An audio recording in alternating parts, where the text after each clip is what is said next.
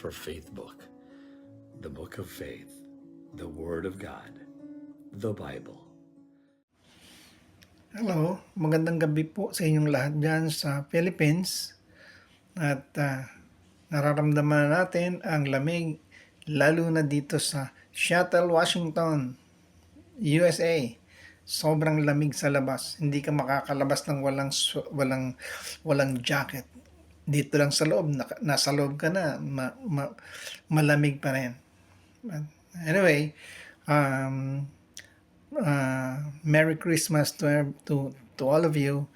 At tayo po ay magbabasa ng passage dito sa Colossians chapter 2 verse 16 to 17. At ito po yung marami ang nagtatalo. Magsa-celebrate ba natin ang Christmas o hindi?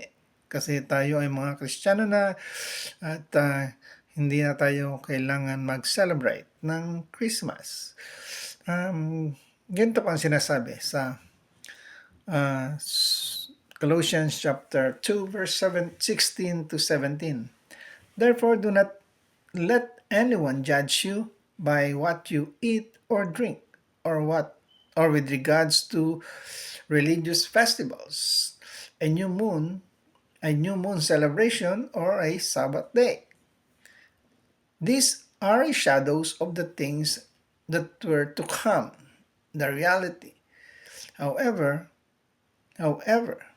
is found in Jesus Christ.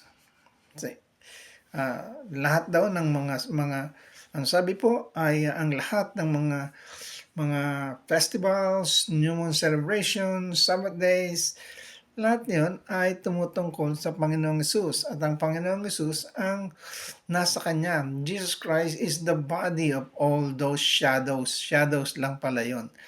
So, may tinuturo lang sa atin doon sa mga festivals na yon. So, ang tanong ay, kailangan ba nating mag-celebrate ng Christmas o hindi? Kasi we are already Christians. Ang Christmas ay pang mga pagano. So, yun yung mga contention.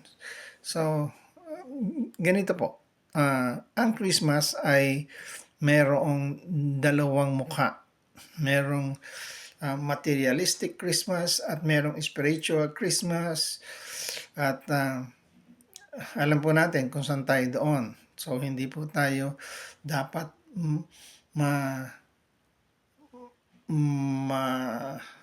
maligaw ng ating intention why we celebrate Christmas. So, we celebrate Christmas because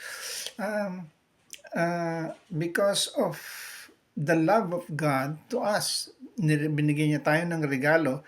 Take note, hindi natin pinag-uusapan, hindi natin pinagtatalunan ang date, sapagkat ang date, alam po natin na hindi naman talaga December 25. So,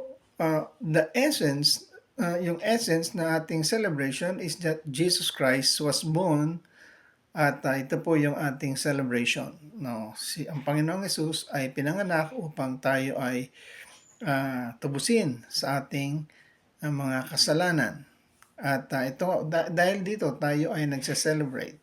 So, whatever yung mga panglabas na mga nakikita natin ay hindi po yan ang mahalaga. Ang mahalaga ay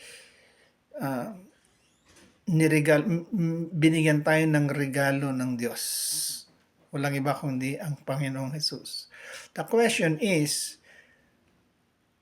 siya yung celebrant, dapat siya yung ating sineselebrate. It's not ourselves. Hindi tayo nag-expect ng regalo. Dapat siya yung ating regaluhan. Siya yung ating dapat bigyan ng pagpapahalaga sa Christmas na ito. And of course, remembering others, pagbibigay ng alaala, ng mga token sa mga kaibigan, mga kapatid, hindi yan nawawala. Pero just always remember that Jesus Christ is the center at the center of all our activities, of all our gatherings, si Jesus Christ po ang ating pinagdiriwang sa Paskong ito. Okay? Thank you for listening. Thank you everyone for your thank you for your ears, your heart, your mind. At ito po ulit. Bye-bye. God bless everyone.